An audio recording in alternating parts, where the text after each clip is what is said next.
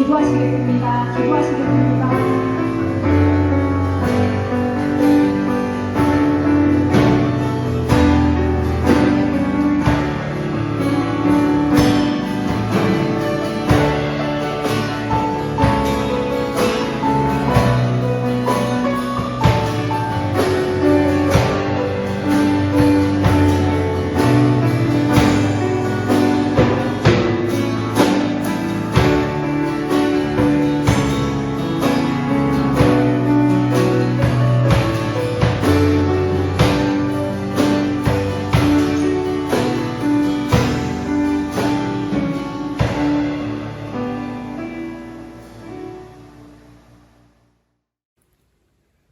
사도신경으로 우리의 신앙을 고백하겠습니다.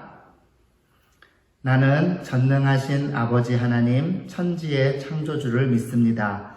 나는 그의 유일하신 아들 우리 주 예수 그리스도를 믿습니다. 그는 성령으로 잉태되어 동정녀 마리아에게서 나시고 본디오 빌라도에게 고난을 받아 십자가에 못 박혀 죽으시고 장사된 지 사흘 만에 죽은 자 가운데서 다시 살아나셨으며 하늘에 오르시어 전능하신 아버지 하나님 우편에 앉아 계시다가 거기로부터 살아있는 자와 죽은 자를 심판하러 오십니다. 나는 성령을 믿으며 거룩한 공교회와 성도의 교제와 죄를 용서받는 것과 몸의 부활과 영생을 믿습니다. 아멘. 반갑습니다. 우리 중등부 친구들. 안타깝게도 우리가 현장에서 함께 모이지 못하고 이렇게 영상으로만 만나게 되었지만 지금도 예배를 사모하는 마음으로 화면 앞에 나와 있을 줄 믿습니다.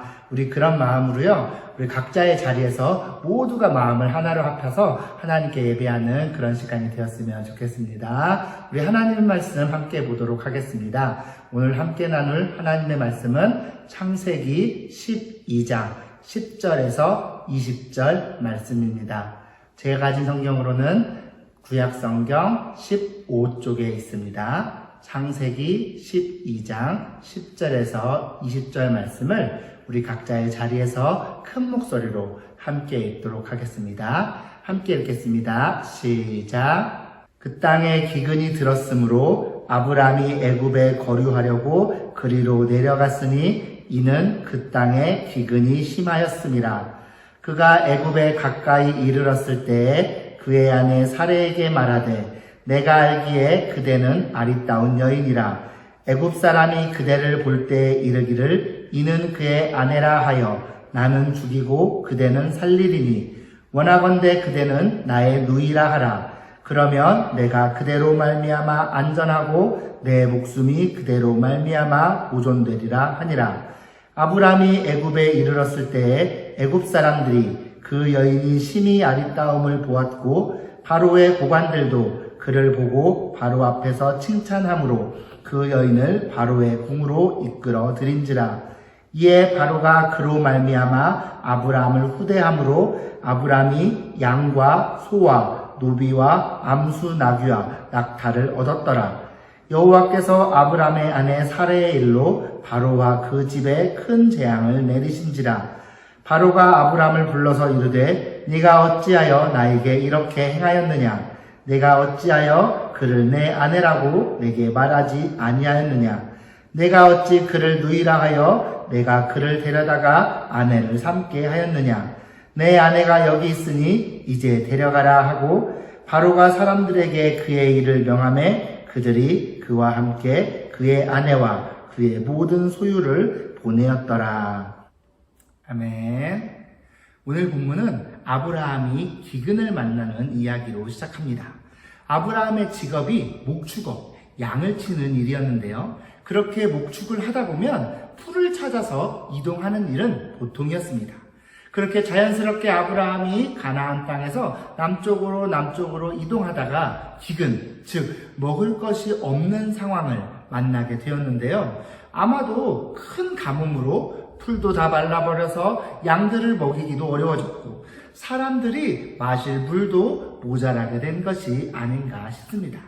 그렇게 먹을 것이 없어서 당장 생명의 위협을 받게 된 것도 문제있지만요, 사실 여기에는 더 큰 문제가 있었습니다.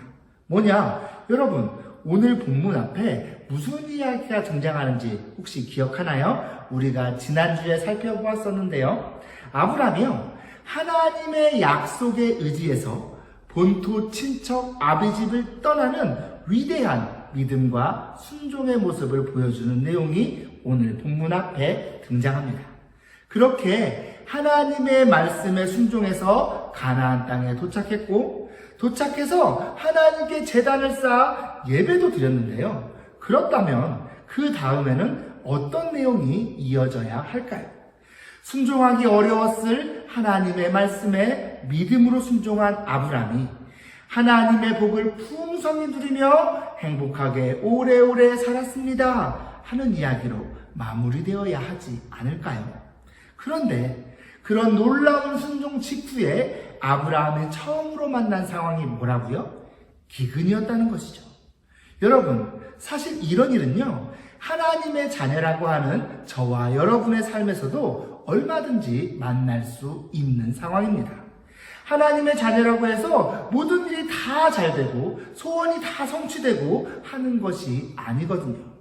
하나님의 자녀들도요, 고생할 거 다 하고 아플 거 다 아프고 안 될 때는 지독하게 안 되기도 해요. 아무리 간절하게 기도해도 기도한 것과는 다른 결과를 만나기도 하고요. 아무리 오래 기도해도 아무런 응답조차 없을 때도 많습니다. 이게 뭐지? 어떻게 이럴 수가 있지? 하나님이 정말로 계시기는 한 건가 싶은 일들을 저와 여러분도 사실 얼마든지 만날 수 있다는 거예요. 이런 상황에서 아브라함은 무엇을 선택하느냐? 애굽으로 이민을 가는 것을 선택합니다. 왜 애굽이었느냐? 당시 애굽은요, 나일강을 끼고 있어서 물도 풍족하고 농사도 목축도 쉬워서 화려한 이집트 문명을 꽃피우던 시기였는데요. 한마디로 당대 최고의 강대국이었던 거죠. 여러분, 지금도요, 경제가 힘들어지면 사람들이 강대국으로 많이 몰리고는 하는데요.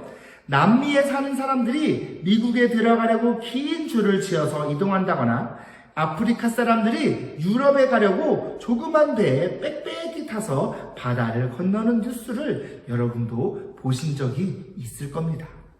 그런데요, 사실 아브라함의 이런 반응 역시 좀 이상하기는 마찬가지입니다. 왜요?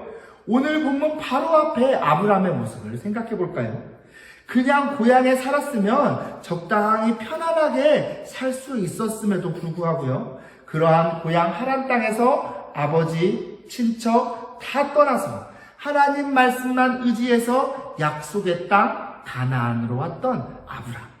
그런 아브라함이라면 당연히 살아가면서 고난과 역경을 만났을 때 어떤 이야기가 이어져야 할까요? 끝까지 하나님의 말씀을 붙잡고 하나님께서 주신 약속의 땅을 지켰더라 해야 하지 않을까요? 그런데요, 아브라함은 지금 처음 만난 어려움 앞에서 너무나도 쉽게 바로 애굽으로 내려가는 선택을 하고 있는 겁니다.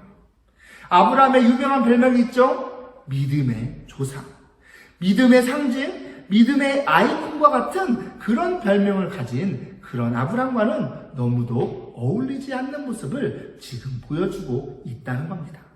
그런데요, 사실 이런 모습 역시도 저와 여러분 역시 얼마든지 만날 수 있는 모습입니다. 우리가 하나님의 자녀라고 하지만 지금 우리의 모습을 돌아보아도요, 믿음에 합당하게 살 때보다는 그렇지 못할 때가 더 많거든요. 순간순간 무엇을 선택해야 한다거나 우리에게 유혹, 시험이 다가오는 상황에서요, 하나님의 자녀답게 하나님의 말씀을 따르는 선택, 하나님을 기쁘시게 하는 그런 선택을 했으면 좋겠는데 그렇지 못할 때가 너무도 많은 것이 우리의 현실인 것입니다. 왜 우리 믿음은 이 정도밖에 안 되지? 내가 정말로 하나님께 구원을 받은 것이 맞나 싶은 때가 많은 것이죠. 여기까지만 보자면요, 아브라함의 순종의 결과도 어려움 앞에서의 아브라함의 반응도 우리가 원래 기대했던 그런 기대와는 다르지만요, 어쩌면 그래서 이러한 아브라함의 모습이야말로 실제 우리의 삶과 가장 비슷한, 우리가 어쩌면 살아가면서 가장 많이 만날 수 있는 그런 이야기일지도 모르겠습니다. 그렇다면 이 이야기는 어떻게 진행되느냐? 그렇게 애굽으로 내려간 아브라함은요, 애굽에서 더 큰 어려움을 만나게 됩니다. 왜 그랬느냐? 당시 사회는요, 자기가 원래 알고 있던 함께 살아가던 사람들이 아닌 낯선 사람들에게 별로 호의적이지 않았던 시대였거든요. 그 사람이 무슨 목적으로 자기네 마을에 왔는지 알 수가 없기 때문에요, 경계하는 것이 어쩌면 당연했고요. 게다가 그 지역 사람이 아니면 그 지역의 법의 보호 역시 받을 수 없었기 때문에요, 누군가가 그 사람의 것을 빼앗고 그 사람을 죽인다 한들 사실 아무도 모르는 거였죠. 그리고요, 사실 이때까지만 해도요, 아브라함에게 있어서 하나님은 가나안 땅을 다스리시는 가나안 땅의 신으로 여겨지고 있었어요. 그래서요, 가나안 땅을 떠난 지금 아브라함은요, 더 이상 자신이 하나님의 보호를 받을 수 없을 것이라 생각했고요. 그래서 자신의 생각으로, 자신의 꾀로 그 위기를 극복해야 한다 생각했었죠. 그래서 아브라함이 그러한 위기 앞에 어떻게 반응하느냐? 자신의 아내 사레를요, 자신의 누이로 속이게 됩니다. 왜 그랬느냐? 사레가 자신의 아내로 알려지면 사람들이 자신을 죽이고 사레를 빼앗아갈 것이라 생각했던 거죠. 그렇게 아내 사레를 동생으로 속였는데요, 애굽을 다스리던 애굽 왕 바로가 사레의 소식을 듣게 됩니다.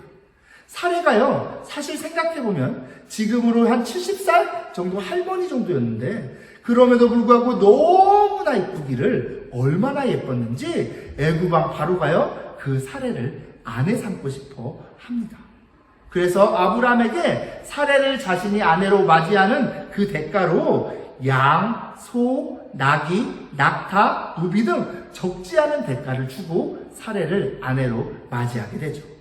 그런데요, 지금 이것이요, 아브라함이 단순히 아내를 빼앗긴 것 이상으로요, 엄청난 위기라 할 수 있습니다. 왜요? 하나님께서요, 아브라함에게 별과 같이 많은 자녀를 주시겠다 약속하셨거든요. 그런데요, 그런 아브라함의 입장에서나 하나님께서 이루어 가실 하나님의 역사의 관점에서 아브라함이 아내 사레를 잃은 것은 하나님께서 아브라함에게 주신 약속이 영영 이루어지지 못할 수도 있는 위기였던 것이죠. 바로 그때 하나님께서 개입하십니다. 하나님께서요, 바로와 그 집에 큰 재앙을 내리셔서는 사레가 아브라함의 아내인 것을 알게 하신 것이죠. 바로는요, 그러한 하나님의 개입 앞에서 너무도 놀라서 아브라함을 다시 불러 잠깐 나무라기는 하지만 그대로 아브라함을 돌려보냅니다. 그것도요, 자신이 사레를 아내로 데려올 때 지참금으로 주었던 많은 것들을 돌려받지도 않고 사레 역시 그대로 아브라함에게 돌려보내게 되죠. 왜요? 혹여라도 자신을 찾아오셨던 그 하나님께 화를 입을까 두려웠던 겁니다. 그렇게 아브라함은요, 졸지에 큰 부자가 되어 애굽 땅을 떠나 가나안으로 돌아오게 되죠. 여러분, 아브라함은 왜 애굽에서 사레를 자신의 동생으로 속였다고 했죠? 아브라함의 믿음이요, 하나님은 가나안 땅에만 계셔서 애굽에서는 자신을 보호할 수 없는 분으로 생각했기 때문이었습니다. 애굽 땅에서는 더 이상 하나님의 보호를 받을 수 없을 것이라 생각했던 거죠. 그런데 실제로는 어땠나요? 그렇지 않았습니다. 우리 하나님은요, 가나안 땅에만 갇혀 계신 분도 아니시고요, 애굽 땅의 주인 역시 애굽 땅을 다스리고 있던 바로가 아니라 하나님이셨던 것.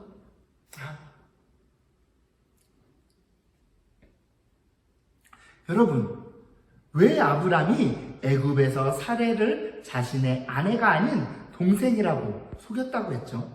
바로 하나님은 가나안 땅을, 여러분, 왜 아브람이 사레를 자신의 아내가 아닌 동생이라고 속였다고 했죠? 바로 자신이 믿는 하나님은 가나안 땅에만 계셔서 이 애굽에서는 그 하나님의 보호를 받을 수 없을 것이라 믿었기 때문이었는데요. 그런데 실제로는 어땠나요? 그렇지 않았죠. 우리 하나님은요, 가나안 땅에만 갇혀 계신 분이 아니셨거든요. 애굽 땅의 주인 역시 당시 애굽을 다스리고 있던 바로 왕이 아니라 바로 하나님이셨던 거예요. 자기 혼자라고 느꼈던 그 애굽 땅에서 그러한 아브라함과 함께 하시며 그 아브라함을 구원하여 주시는 분이 바로 하나님이셨던 겁니다. 그것도요, 아브라함을 향해 너 내가 가나안 가만히 있으라 그랬는데 왜 애굽 땅까지 간 거야? 라고 혼내신다거나 너 꼴 좋다, 거기서 된통 한번 당해보고 정신 똑바로 차려서 와 라고 나무라시는 것도 아니었고요. 자, 네가 어떻게든 네 힘으로 가나안 땅까지 돌아와야 너에게 주었던 그 약속 다시 이루어줄 거야 라고 말씀하시는 것도 아니고요. 아브라함이 믿음을 저버리고 하나님도 저버리고 그렇게 실패하고 주저앉아 있던 그 땅, 그 애굽으로 하나님께서 친히 찾아가셔서 아브라함을 구원하여 주셨던 겁니다. 그렇게 아브라함은요, 애굽 땅에서 그야말로 온 세상의 주인 되시고 자신의 진정한 보호자 되시는 그 하나님을 만날 수 있었고요. 그렇게 하나님과 가장 멀어져 있다고 생각한 그 순간에 실제로 살아계신 하나님, 구원자 되시는 하나님을 가장 분명하게 경험할 수 있었던 겁니다. 저와 여러분도 마찬가지인데요. 우리 역시 어떤 이유에서든 우리의 삶에 하나님의 존재가 희미해질 때가 있습니다. 저와 여러분의 믿음이 자꾸만 약해지고 의심이 찾아올 때가 있는 것이죠. 하나님이 나하고 함께 하시지 않는 것 같고 그냥 나 혼자인 것만 같은 때를 저와 여러분도 만나게 된다는 것입니다.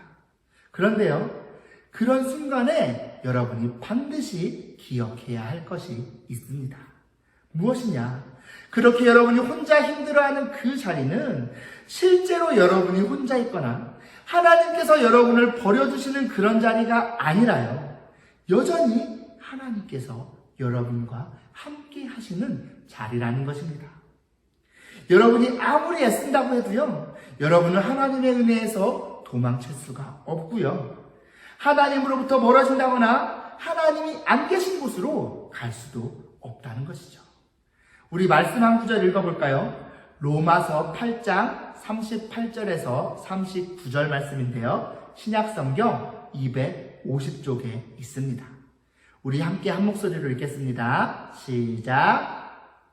내가 확신하노니 사망이나 생명이나 천사들이나 권세자들이나 현재일이나 장래일이나 능력이나 높음이나 깊음이나 다른 어떤 피조물이라도 우리를 우리 주 그리스도 예수 안에 있는 하나님의 사랑에서 끊을 수 없으리라. 아멘. 여러분, 이 로마서 말씀이 보여주는 그 하나님이요, 바로 오늘 본문에서 아브라함을 찾아가셨던 하나님이자 오늘날 저와 여러분과 함께 하시는 하나님이십니다. 그 하나님을 기억하면서, 말씀이 이렇게 우리에게 약속하시는 이 하나님을 기억하면서 그 하나님과 함께하는 우리 중등부 친구들 되기를 바랍니다. 특별히 지금처럼 함께 모여서 예배할 수 없고 각자의 자리에만 있어야 할 때, 그렇게 믿음 생활에서 누군가의 도움을 받기 어렵고 혼자서 모든 것을 해야 하는데 그것이 너무나 힘겹게 느껴질 때, 혹은 앞으로 여러분이 살아가면서 만나는 여러 어려움 앞에서 저와 여러분의 믿음이 한없이 약하게 느껴지고 하나님은 우리와 멀리 떨어져 있는 것처럼만 느껴질 때, 우리가 믿는 그 하나님은 우리를 결코 버려두시지도 않고 우리를 멀리 떠나시지도 않는 그런 분임을 기억하면서 남은 삶을 살아가시기를 바랍니다. 그렇게 우리 하나님은 가나안 땅에 갇히시는 분도 아니시고요, 그곳이 애굽이든 어디이든 당신의 백성이 있는 곳이라면 늘 그곳에 함께 하시고 늘 먼저 찾아와 만나주시는 그런 분임을 기억하면서 어느 자리에 있든 하나님과 함께 살아가는 우리 중등부 친구들 다 되시기를 진심으로 소망합니다. 함께 기도하겠습니다. 하나님 아버지 감사합니다. 비록 우리가 한자리에 함께하지는 못하지만 그래도 각자의 자리에서 예배로 나아올 수 있도록 허락하여 주심을 감사드립니다. 하나님, 믿음의 조상 아브람조차 하나님을 가나안 땅에만 계신 분으로 알았지만 그런 아브람을 애굽까지 찾아가 만나주시고 위험 가운데 구원하여 주심으로 하나님께서 온 땅의 주인 되심을 보여주셨던 것처럼 지금 우리가 함께 모이지 못하고 교회로 나아오지는 못한다 할지라도 우리가 있는 그 자리가 바로 하나님께서 함께 하시는 자리임을 기억하며 있는 자리에서 믿음을 지키고 예배를 지키는 우리 중등부 친구들 다 되게 하여 주시옵소서. 앞으로 우리 삶에 그 어떤 어려움이 찾아온다 하더라도 우리 주님은 여전히 우리와 함께 하심을 기억하며 끝까지 주님의 손 붙잡고 주님과 승리하며 살아가는 우리들 되게 하여 주시옵소서. 감사드리며 예수님의 이름으로 기도드립니다. 아멘. 우리 주 예수 그리스도의 은혜와 아버지 하나님의 사랑과 성령의 교통하심이 너희 무리와 함께 있을지어다. 아멘.